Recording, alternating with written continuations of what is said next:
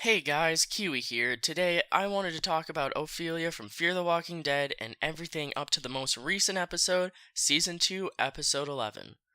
Let's start out by mentioning the most recent sneak peek of Episode 212, which confirms that it was Ofelia who took Strand's truck. Now at first when she went missing, I figured she would have been the one to save Alicia's ass, but instead we get that Elena chick.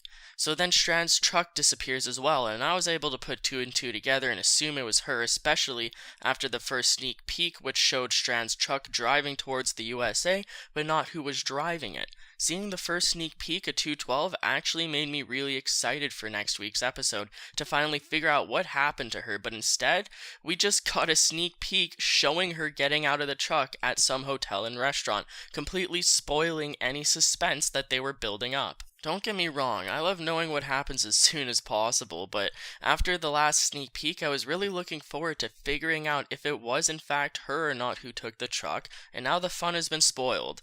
It was kinda obvious that she took the truck already, but I still enjoyed the mystery and room left for prediction and speculation. It's part of the fun, right?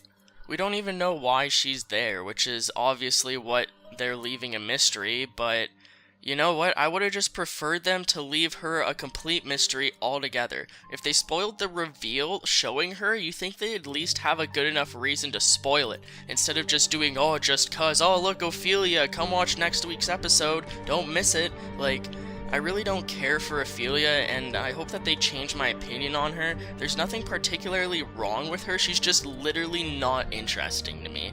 And I hardly even noticed her in Season 1, or even Season 2A, and now she's become less and less a part of the show, even with both of her parents presumably dying. Like, you think they'd make her a bigger part of some story arc, but she's just kinda always been there, you know? Like, she talked to Chirs a bit on the boat, from what I remember, but like I really don't remember much. She's just kind of there, you know. So hopefully they do something with her character that makes her more memorable and brings her back into the story in an important and interesting way. So let me get this straight. Ofelia and Alicia get split up in the hotel due to being overrun with zombies, and she just bolts out as quickly as possible, takes the truck and leaves, abandoning Alicia, Madison, and Strand without checking to see if they need help or even a dead or alive. There's no way she just left the hotel to come back to it now that it's been fortified somewhat. Imagine how big of a jackass Ofelia would look like coming back to the hotel empty-handed with Strand's stolen truck just to find out that they cleared out and handled the hotel on their own without her. There has to be a specific reason why she left, something key that will bring her back into the story. Maybe it was not even her original intentions when she left, but she could run into someone important to link characters back together, so let's look at the possibilities here. The most obvious answer is her dad.